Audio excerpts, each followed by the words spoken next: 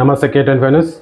ముమ్మాటికి రాజకీయ కక్ష సాధింపు కేసు అని కోర్టు విచారణ చేసుకోండి అని చెప్తే కాంగ్రెస్ పార్టీ మంత్రులు అనుకూల వీడియో ద్వారా కేటీఆర్ని దోషి అని కోర్టు చెప్పిందని దుష్ప్రచారణ చేస్తున్నారు. నల్గొండ జిల్లాలోని బీఆర్ఎస్ పార్టీ కార్యాలయంలో మీడియా సమావేశంలో ఎమ్మెల్సీ కోటిరెడ్డి మాట్లాడుతూ కేటీఆర్ పై పెట్టిన కేసు ఫాల్స్ కేసు, దాంట్లో అసలేదు, కుట్రపూరితంగా కేసు పెట్టారు. రివెంజ్ కేసు ఉంది, రాష్ట్రంలో మోసపాలన నడుస్తుంది, డైవర్స్ పాలన నడుస్తుంది. రైతు భరోసా 15,000 ఇస్తామని మోసం చేసి 12,000 ఇస్తామంటున్నారు. ఇచ్చిన 6 గ్యారెంటీలు అమలు చేయకపోవడమే కాక ప్రజలు మోసం చేసి అధికారంలోకి వచ్చారని ఈ సందర్భంగా ఎమ్మెల్సీ కోటిరెడ్డి మాట్లాడారు. కళ్యాణ లక్ష్మి ₹1,00,000 నుంచి కుటుంబంగా ఇస్తామని, పెన్షన్ 2,000 పెన్షన్ని ₹4,000 నుంచి అందిస్తామని, రైతు బంధు ₹5,000 సరిపోతాయి, కారుకు ₹7,500 ఇస్తామని ఇచ్చడమే కాకుండా అధికారంలోకి రాగానే వెంటనే ఇవన్నీ అమలు చేస్తామని చెప్పి ఆ రోజు ఎన్నికల సభలో హామీ ఇచ్చినారు. నిజంగానే ప్రజలు నమ్మినారు. వీళ్ళు చేసినటువంటి మోసానికి గురై ప్రజలు నమ్మి అధికారాన్ని కట్టబెట్టారు. అధికారంలోకి వచ్చినటువంటి ఈ పాలకులు దిక్కుదోచని పరిస్థితుల్లో ఏం చేయాలనో తోయక నిశ్చయ స్థితికి నెట్టేయబడ్డారు. ఆ క్రమంలోనే వాళ్ళు ఇచ్చినటువంటి హామీలు, మిగతా హామీలు, కళ్యాణ లక్ష్మి కావచ్చును, పెన్షన్లు కావచ్చును, ఇతర మిగతా హామీలను జాప్యం చేయడానికి కొంత వెసులుబాటు ఉన్నటువంటి పథకాలు, ప్రత్యేకంగా రైతు భరోసా కానీ, రైతు రుణమాఫీ కానీ వాయిదాలు వేయడానికి కానీ, జాప్యం చేయడానికి కానీ వీలు కానటువంటి పరిస్థితి. ప్రభుత్వం మీద ఒత్తిడి పెరిగింది, కంపెన్షన్. ఆ క్రమంలో ఏం చేయాలనో ఆలోచించి ముందస్తుగానే తప్పుడు కేసులో దాన్ని తయారు చేసుకొని ఏదో జవాబు చెప్పాలి రైతాంగానికి, తెలంగాణ రైతాంగానికి. కాబట్టి 4వ తేదీన క్యాబినెట్ సమావేశం పెట్టారు. క్యాబినెట్ సమావేశంలో నిజంగానే తెలంగాణ రైతాంగం మొత్తం ఆనాటి వరకు బకాయి పడ్డటువంటి ఒక ఎకరానికి ₹17,500 ప్రభుత్వం చెల్లించాలి వారిని ఎన్నికల్లో ఇచ్చినటువంటి హామీ ప్రకారంగా. మొట్టమొదటి యాసంగి పంటకు ₹7,500 అన్నారు, ₹5,000 ఇచ్చినారు. రెండవ పంటకు అసలు ఇవ్వలేదు. వానాకాల పంటకు 7,500 ఇవ్వాలి.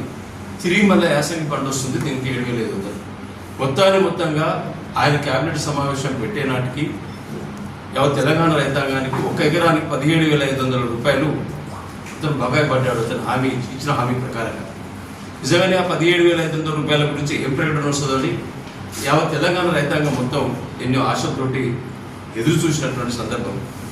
కానీ క్యాబినెట్ సమావేశం అయిన తర్వాత వారు ఇచ్చినటువంటి ప్రకటనతోటి తెలంగాణ రైతాంగం ఆశలు మొత్తం అడియాసలైనవి. 7,500 కాకపోగా ₹6,000 ఒక ఎకరానికి ఒక పంటకి ఇస్తానని చెప్పినారు. కానీ మరి ₹6,000 పోయిన యాసంగి ₹5,000 ఇచ్చినాం, మరి అక్కడి నుంచి ఇస్తావా, ₹1,000 అక్కడ కలుపుతావా అనేటువంటి స్పష్టత లేదు. పోయిన వానాకాలం గురించి అసలే ఇవ్వలేదు. ₹6,000 మరి పోయిన వానాకాలం పంటకి ఇస్తామనేది స్పష్టత లేదు. జనవరి 26 నుంచి నువ్వు అమలు చేస్తాను.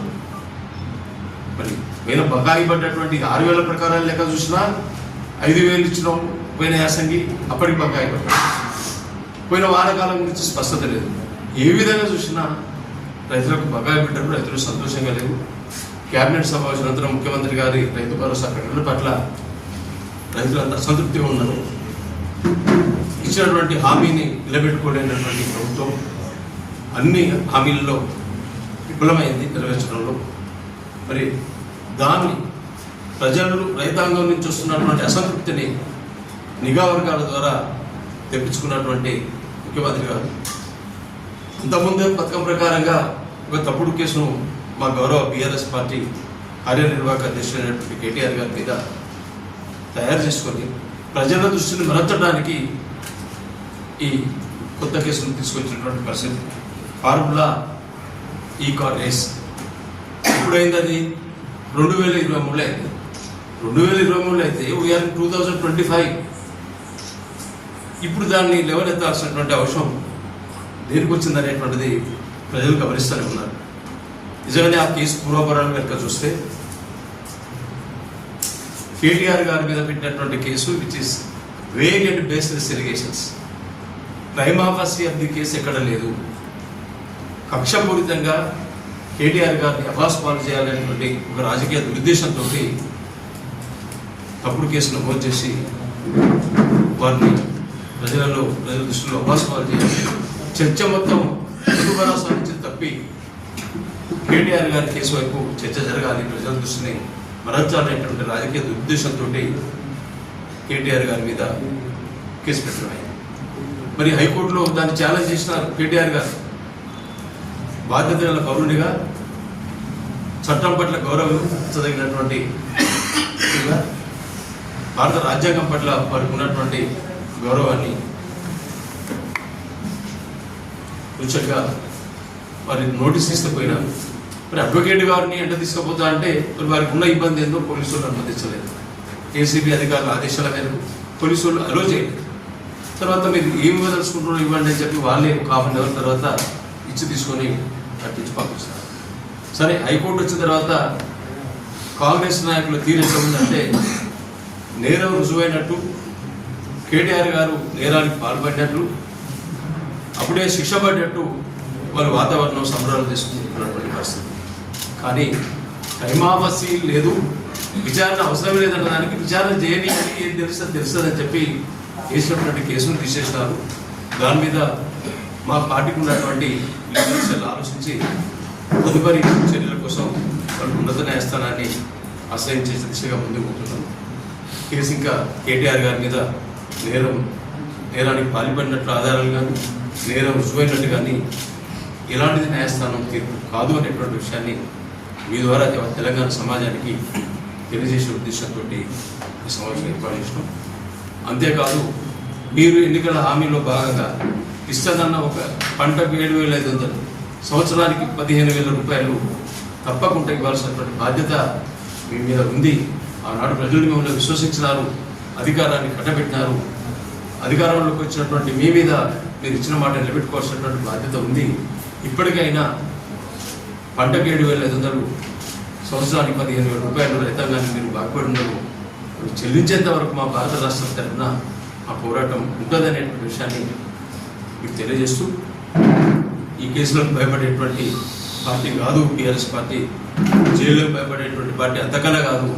ఉద్యమ కాలంలో స్టేషన్లు చూసినారు, కేసులు చూసినారు, జైలు చూసినారు, ఇవన్నీ చూసినటువంటి అనుభవం ఉంది.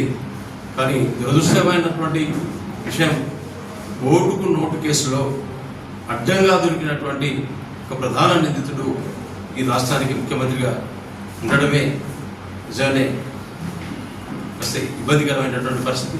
అతను ఏదైతే జైల్లో ఉన్నాడో ఇతరులను కూడా అదే విధంగా తప్పుడు కేసులు సృష్టించి మరి అబద్ధం ఆరోపణలు వాళ్ళ మీద పెట్టి వాళ్ళని కూడా ఇబ్బంది పెట్టాలని చేసేటువంటి ప్రయత్నాన్ని తెలంగాణ సమాజం గుర్తిస్తుంది.